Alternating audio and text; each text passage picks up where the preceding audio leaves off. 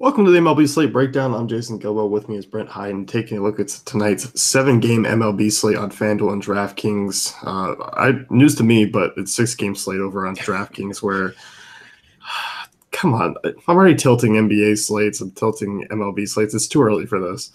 It is a little too early for this. I didn't even know because I started prepping yet for today's slate early yesterday, so I could kind of take the night off and woke up this morning and saw that Alex Wood wasn't in the player pool. I'm like, what the heck is going on? And then it took me like 5 minutes to realize that game was not even on the slate, which really sucks because that takes probably the best pitcher off the slate tonight for DraftKings and puts a bunch of guys that are just kind of meh in play. Yeah, I don't feel good about pitching tonight on DraftKings now with Alex Wood out there. Like, he was a safer guy. And like you said, like, there's a lot of kind of downside to a lot of these names, even with some of the bigger names. Let's start with this first one here. Cincinnati, Philly, Nick Pivetta, Luis Castillo. Vegas has this one projected to be pretty low scoring. I kind of agree. Like, I think both these pitchers can have solid outings here tonight, but of course there are some potential for bats. Yeah, both these pitchers could come out and put up solid games, mostly because both these teams have been pretty terrible recently. Basically, this entire season, they're both striking out a decent amount. I think the Phillies, as of yesterday, 27%. The Reds, about 23.5% against right-handed pitching. There are a couple areas to attack, though. So I think both these guys are tournaments only. Luis Castillo, generally a guy with a bunch of strikeout potential dating back to last season, 26.4%.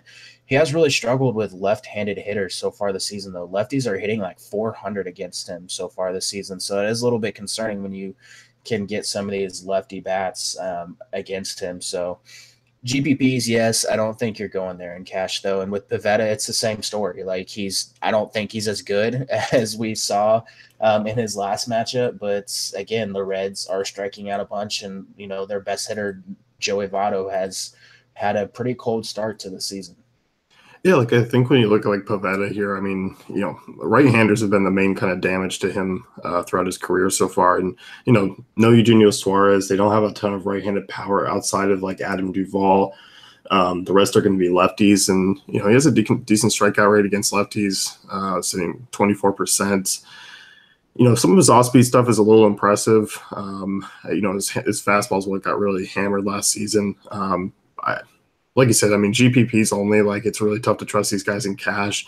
If Castillo was out there, first two starts have been really solid. Like, I would be fine with him as a cash game SP2, but that just hasn't been the case. And like you said, this Phillies line just can roll out a ton of lefties. It's still a good ballpark for hitters. There are downside, but I think two of these cheaper guys, like, because the pay-up options are kind of lackluster tonight, I might be kind of going here more than I probably should. Yeah, and I will say with Luis Castillo, it does look like he's getting pretty unlucky. His two-seam fastball, he's throwing it to lefties about 35% of the time. It has a 667 BABIP right now. Last season, 241 BABIP on the pitch. He is, however, giving up a 714 ISO too, with that pitch, so probably a little bit unlucky. So I will say there is a chance that he's going to regress. Like, I hate projecting regression after like two starts and claiming that BABIP is all luck, because there's more that goes into it than just luck. But there is a chance that he could end up actually being really good against lefties, as the season progresses.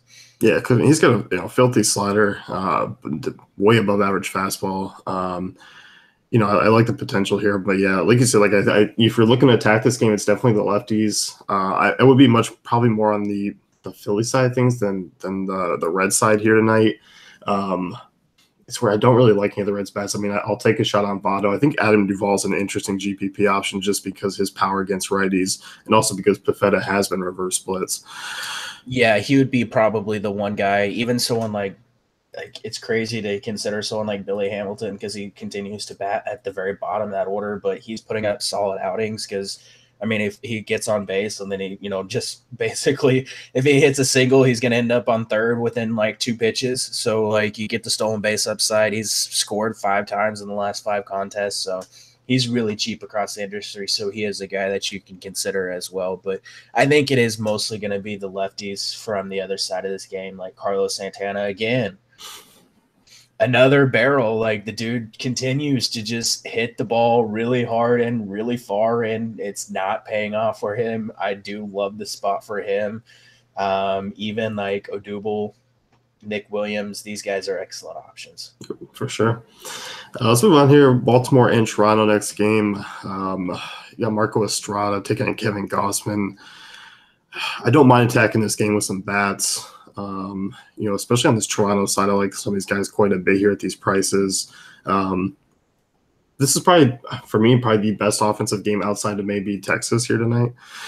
It very well could be. I will say I'm still a believer in Kevin Gossman. Eventually, he's going to figure it out. And at 6K, if he pitches a good game against the Blue Jays, who do have tendency to strike out a decent amount against right-handed pitching, you could be in line. You could definitely differentiate yourself in tournaments. So I would take a shot on Gossman if you're building a bunch of tournament lineups. On the other side, though, I think Estrada is probably one of the better options going against the Orioles, who also strike out a ton. And we just saw 6-7 innings of no-hit ball from Aaron Sanchez last night.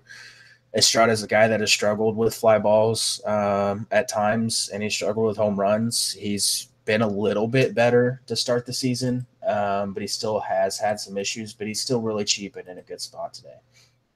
Yeah, it just worries me a little bit against this lineup. I know as bad as Baltimore's been, Estrada's walk rate going back to last year, 10% against righties. Like you said, the fly balls are concerned. There's strikeout potential here against this Baltimore team. I still kind of find myself taking more, really the front four guys here, like Trey Mancini, who I like quite a bit here tonight at his price. Machado swinging the bat well to start the year. Scope and Jones are both guys who hit righties well last season.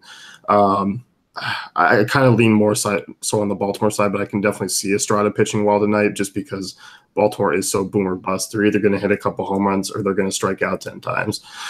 Yeah, and it basically just comes down to there aren't a lot of high upside pitching options on this slate. And a guy like Estrada, who does have strikeout potential in a matchup against a team that strikes out a ton, you have to consider him in this spot. There's not a whole lot of other places to go. So, like I said, I think he's tournament viable, but I definitely can understand rolling out some of these bats. You mentioned Mancini; he's an excellent power option. Even someone like Pedro Alvarez, who moved up into the 5-hole yesterday, you could consider him. Machado, excellent option as well. I'm more leaning towards Estrada in this spot. Toronto side of things, it's usual suspects. You're likely going to get Curtis Granderson leading off. Definitely don't mind him. It's kind of the front four here, like Granderson, Donaldson, Smoke, Solarte are the guys that I have interest in. Not too interested with anyone in that back half. Yeah, it's basically the top guys here. Obviously, Granderson, had an excellent outing yesterday. He's another guy that is a great value option across the industry, going to be leading off most likely, followed by Donaldson, Smoke, who is a good one-off power option. And even someone like Aledmus Diaz down at the bottom of the order is someone that I don't necessarily mind just because he doesn't strike out very much. Yep. New York and Boston. Boston actually punished New York last night. I was telling you before, I wish I was a true Red Sox homer where I just play the Red Sox bats every night, no matter who they faced, and I would have won some money. Yeah, you would be winning a decent amount of money so far to start the season because they've had some big blow-up games. Yeah, they have, and tonight, I don't know if another one's there tonight. I think we could see a little bit more from the Yankees here. I know Price's pitch well to start the year. I'm still trying to hold back my Sox enthusiasm just because they face the Rays and Marlins. But I think Price and Tanaka are going to have to be kind of viable GPP arms tonight just because, like you said, there's a lack of options. And, we have seen both these guys pitch well against these teams before. Price obviously has those notable historic ERA over 4 against New York, but there's still some strikeouts here. But also New York bats, man, I could take some against Price too. I think it works both ways. David Price, I think, is someone that you, just because of the strikeout potential, you have to even consider in cash games. It's not safe by any means, but there's a decent amount of strikeouts in this bat, especially with Stanton continuing to, be very, very strikeout prone. You have Tyler Austin, Aaron Judge, Gary Sanchez, all these guys strike out a ton.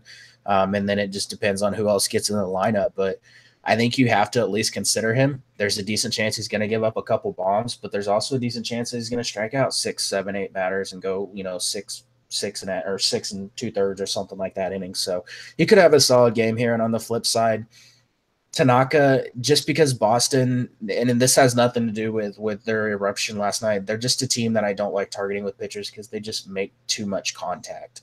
So Tanaka's a guy that I'm not necessarily looking at here. I would lean towards Price. Yeah, Price had more of the upside just because that strikeout upside's there. If I'm taking Yankees bats, like it will be the Judge, Stanton, Sanchez, right-handers. Like I'm not going to be really diving into anything else. They're really cheap on DraftKings for what they usually go for. I mean, Stanton 4.5, Judge 4.3, Sanchez 3.9. Nice prices to take one-offs against Price. Hey, DD 12 for 27 against him, so you have a little bit of BVP, and I don't even mind rolling him out there in a lefty on lefty matchup. No, never mind some DD. Boston side of things here, kind of digging in. Obviously you look at Tanaka, mainly relies on that splitter and slider. Hanley and JD kind of are guys that popped out to me with some power upside here. We obviously look at Tanaka last season. The big issue was the home runs allowed, especially to right-handed bats. He's already allowed 2 home runs to righties so far this season. It could be a few more here. Yeah, JD Martinez is a guy that I have a lot of interest in just because he does hit right-handed pitching extremely well. I mean, he does strike out 27.5% of the time, but also a 340 ISO. He fits the pitch profile for Tanaka extremely well. So I like him as like a one-off home run bat. And even if you want to get a little bit contrarian and stack the Red Sox, like I don't think they're going to be a popular stack by any means.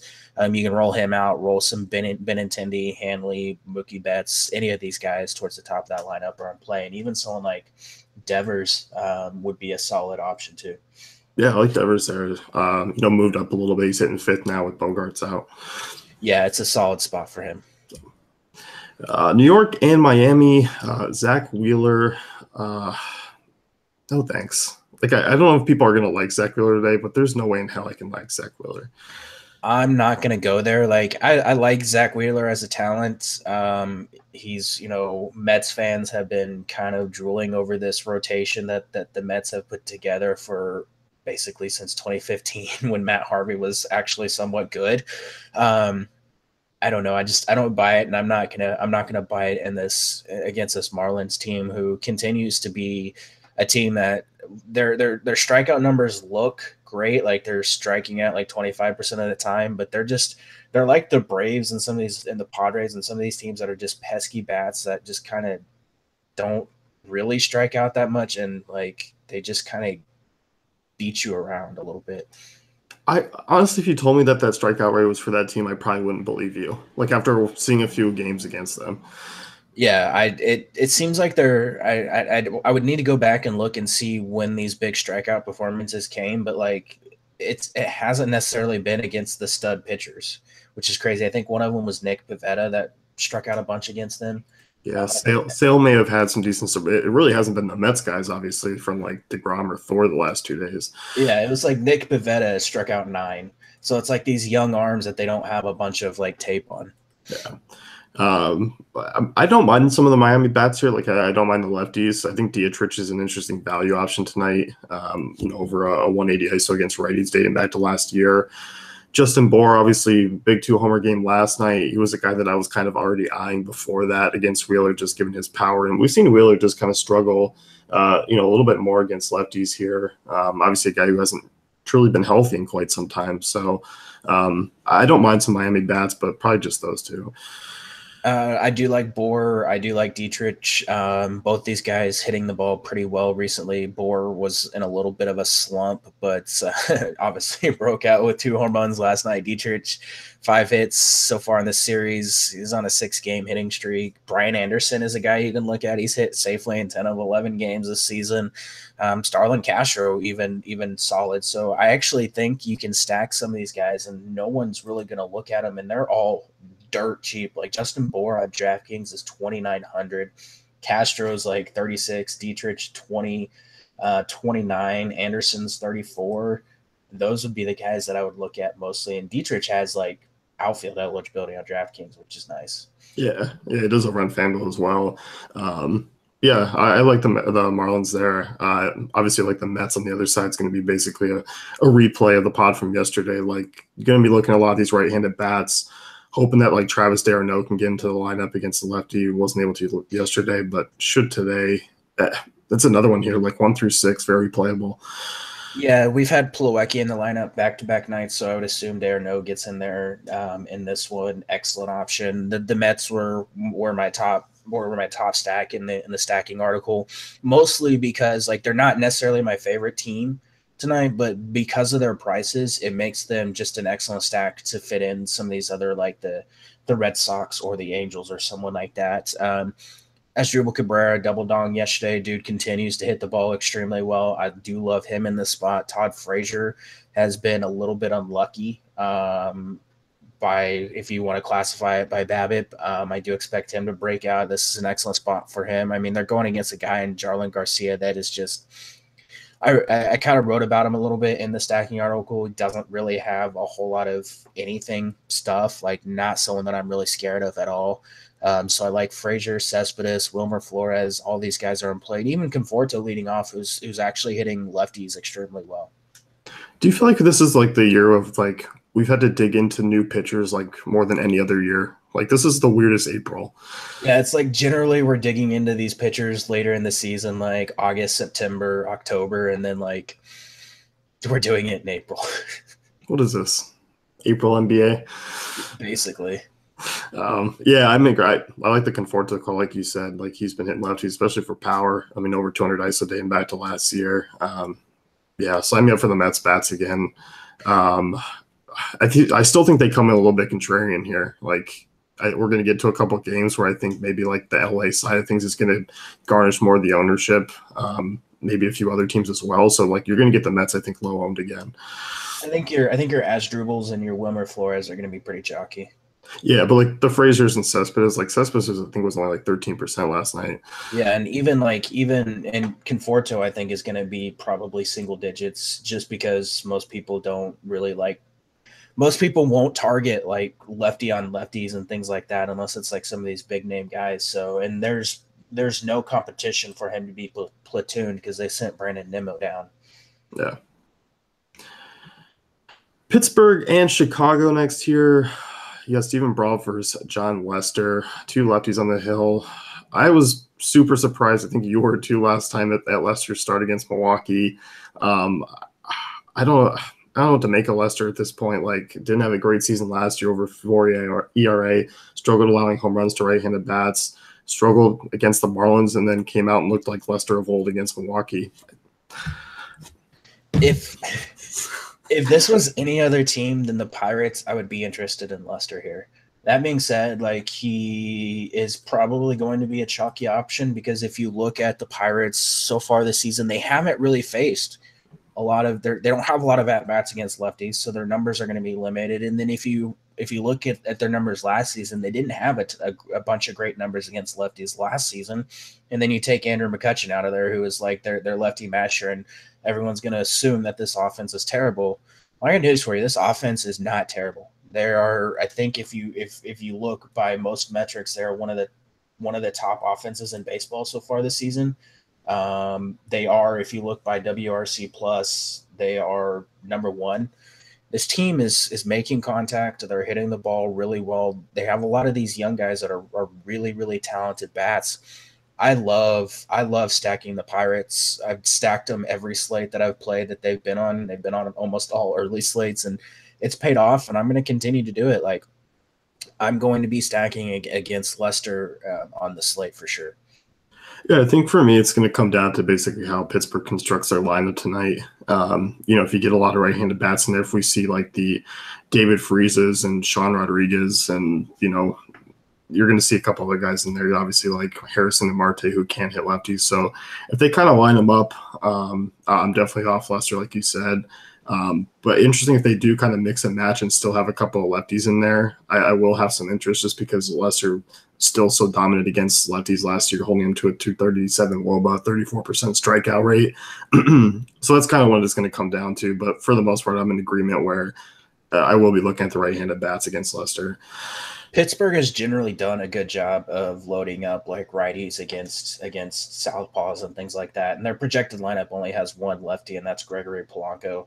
And you're going to get Jordy Mercer, lefty mashing Jordy Mercer, probably batting first or second. Excellent option there. Like even if you think Lester pitches a good game, like Jordy Mercer, excellent like value option to consider here, because I don't think anyone's going to really go there. And like I said, he mashes left-handed pitching. I don't even mind Josh Bell here either. Like switch hitter, has power from the right side of the plate as well. Over 200 ISO against lefties. Like he's a contrarian option at first base. Yeah, all these guys are in play, and like even someone like David Freese, Corey Dickerson has okay numbers against lefties. Like if you just look dating back to last season, it's small sample sizes for these guys. Like Sean Rodriguez, 65 at bats, Jordy Mercer, 138, Josh Bell, 149, Adam Frazier, 64. Cervelli 73. None of these guys have large sample sizes, so I'm just going to continue to ride this team and hope that it pays off, because there's not a huge sample to back up that these guys are necessarily bad against lefties. Yeah, and Marte, a notable lefty hitter, and like you said, like minimal at bats last year because he was suspended. Exactly. So, but yeah, Pittsburgh side of things, or Chicago side of things here, you got the lefty. Anytime there's a lefty on the hill, obviously going to have interest in Chicago, even though they've been kind of subpar to start the year. You're going to get some of those bats like Albert Elmore. You're going to see like Ben Zobrist kind of slip into the lineup, but it's the usual guys here. Like I love the right-handed bats. Like I especially like the Javier Baez's and Addison Russell's. Those guys, Wilson Contreras. It's not just Chris Bryant here. Yeah, the Cubs made it as the third stack in my article. And if you look at the names I picked out, like based off the projected lineup, like I'm projecting to stack like the 2, the 4, the 6, and the 8 hitter. Because it's so weird. I don't actually expect, like I think Elmore probably moves up to lead off. I don't even know if Ian Happ's going to make the lineup. They probably move Baez up. And so the stack's going to look a little bit more conventional. You have to look at Chris Bryant, even if you're not stacking the Cubs, as like a guy that you want to get some one-off exposure to. Dude just mashes lefties, 228 ISO dating back to last season, rarely strikes out. And he owns Steven Brault 5 for 7 with a double and a homer so far against him. I love this spot for Chris Bryant. He's pretty much a lock for my lineups. But even the Wilson Contreras, excellent option. Almora, your value platoon bat. Javi Baez coming off a 2-home run game. He's sitting on my bench in my season-long league. RIP. 244 ISO against lefties dating back to last season. I do love the Cubs in this spot. Yeah, I do too. One of the higher projected implied totals on the night. Going to get a lot of bets. Like you said, projected lineups right now are looking a little bit weird, but it should come together a little bit. Like you said, I don't think Happ's going to be into the lineup. You probably won't see – maybe you'll see Hayward. I don't know. But, definitely like the Cubs. I think they're going to come in – I don't think they're going to come in too highly owned outside of maybe like Chris Bryant. Yeah, I think they're going to be the lowest owned stack as far as some of these like projected like teams over 5 runs. I think they're going to be the lowest owned one. Yeah. LA and Texas, this definitely has potential to be a shootout. I think on both sides here. You got Barria making a start here for the Angels. On the other side, you got Matt Moore. And how nice that they just roll out some ass lefties for the Angels to just hammer. Yeah, and the Angels have been just hammering everyone. Like I feel like I didn't go back and look, but I feel like the Angels in Texas is a thing, and like they just always go off every time they're in Texas. It is. It's like they dominate in Texas for some reason. Yeah, it's kind of awesome, and they're facing a very bad pitcher in Matt Moore, which it's kind of crazy. Like if you look, like he actually has really good numbers against the Angels. Which is weird, but I don't expect that to continue. And I want all of the Angels bats in my lineup, like every single one of them. Yeah. And like if you're going back to last year's stats, like Matt Moore, pitched well in San Francisco, but was like horrible on the road. So going to Texas makes no sense for a career move, but I love the Angels bats here. Like it's going to be the usual guys, Trout, Upton, Cozart. I don't mind obviously like Andrelton Simmons or one-off in pools as well if you're kind of rounding out the stack. It's Ohtani night, even though it's lefty. Oh, I'm gonna have Ohtani. I don't care if it's lefty on lefty. Dude's gonna hit another home run. Like I don't care if it's lefty on lefty. There's going to be a righty that gets in the game at some point, I'm sure. So yeah, Ohtani's probably gonna homer off of him. I actually put that in my article that getting some exposure to Ohtani is a great option. But yeah, the bats you named, the Upton, just an insane amount of power against lefties. Cozart still continues to be solid, even though he didn't have a very good game last night. Trout, of course, better against righties, but it's still Mike Trout. Andrelton Simmons, great option, homered last night. And I think Rene Rivera gets in the lineup at catcher, and I think he's an excellent catcher option. 250 ISO against left-handed pitching dating back to last season. I like them. And Matt Moore, by the way, 2 lefties since last year, 438 WOBA, 1.95 home runs per 9. Yeah, if when Ohtani comes up to bat against him, like there could be some problems. Yeah. Texas side things, this lineup just still looks bad, but I actually don't mind some of these guys here. I think the outfield are all interesting value options, just given that they do have solid numbers against right-handers. We still haven't seen a ton out of the Rangers offense this year. But I kind of like some of the value here. I don't even mind like Andrus or Beltre or even a Stack. Yeah, I think obviously you want to start off looking at Joey Gallo, who's going to strike out a ton, but also still hits for a ton of power. I do like him in the spot going against Barria, who isn't a guy like – I think his fastball has been touching about 94 from most scouting reports. It sits kind of between 88 and 92 for the most part. Has some decent secondary stuff. It's mostly because of his like arm slot. It makes his like average changeup actually be somewhat decent, and he's got a decent curveball that some people actually kind of consider a slider. It's a decent spot. I think you can consider him because these Rangers have been bad, and these teams do sometimes struggle against these pitchers that you don't have any tape on. So I think you can consider Barria, but again, Gallo, excellent home run potential. And then the value outfielders, as you mentioned, are solid options with Chu and Mazzara. Yeah, Mazzara would definitely be my favorite. I don't hate Robinson Chirinos there either. Like, power option behind the dish, had over 200 ISO day met last year against righties. Obviously people usually prefer him against lefties, but still some pop hitting, 6th or 7th in that lineup. Yeah, for sure. So definitely good game of targets. Last game of the night, Oakland and LA. Game is not on DraftKings. God. Alex Wood, on FanDuel, like he's the guy. Like, I might take some chances on the 2 of the cheaper guys from like the Phillies Reds, but Wood's pretty much the guy here. Yeah, a little concerning. His velocity hasn't been what it was, but going against the A's, who Hyunjin Ryu just completely dominated last night, you have to consider him. I mean, this team's striking out a crap ton, and they just don't have any ability to hit much of anything recently. So he's still an excellent arm. He has struggled against the A's in the past, but I think I'm willing to put that behind him, and just kind of roll him out as like the safe option on FanDuel. When's the last time he's faced the A's? I'm not sure. All I know is he's 1-1 with a 3.86 ERA with 6 walks, 2 strikeouts, and 2 starts. I mean, like you look at Wood, like obviously he was phenomenal for the first half last season, then kind of fizzled out a little bit as a second. But, somewhat encouraging start here to start the year. I mean, that ground ball rate's obviously always been solid. A guy who can miss some bats, and especially against an Oakland team who, they're going to lose a bat, obviously being in LA, so they won't have that DH, which, it does take out a power bat. But so much strikeout potential here for Wood. Given his price tag, like he's going to be my favorite option. Like you said, a little bit concerning with the velocity, and obviously I think we see more closer to a second half pitcher than we do the first half from last season, but it's still not a bad option in this matchup. Yeah, exactly. So is there any Oakland bats that you would take against him? Davis or Smolinski? Yeah, I think Chapman would be my other guy. Yeah. But yeah, I'm not too excited about the A's here tonight.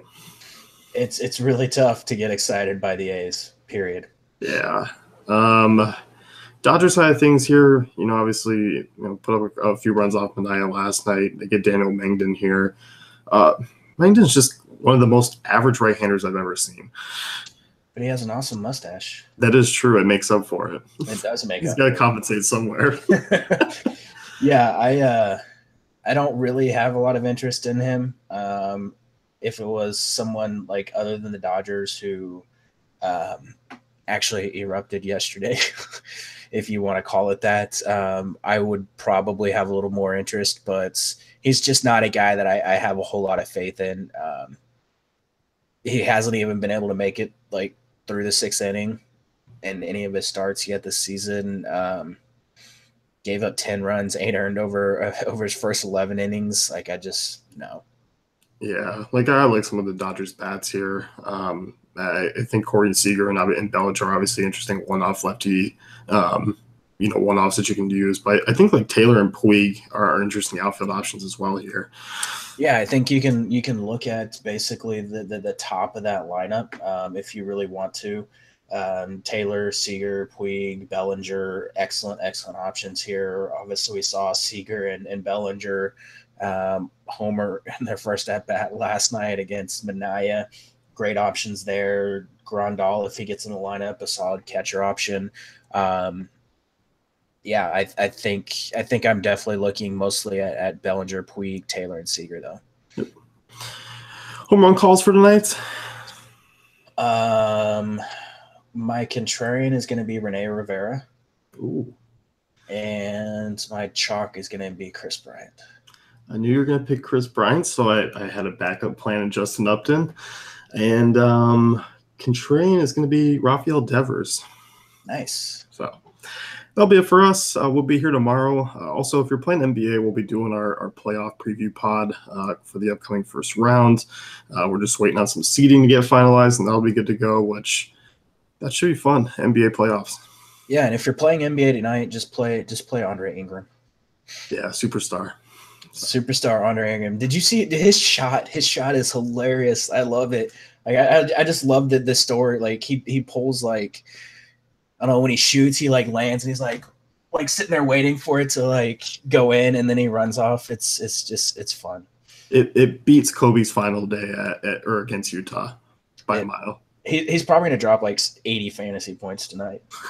He's holding up like this. Oh man.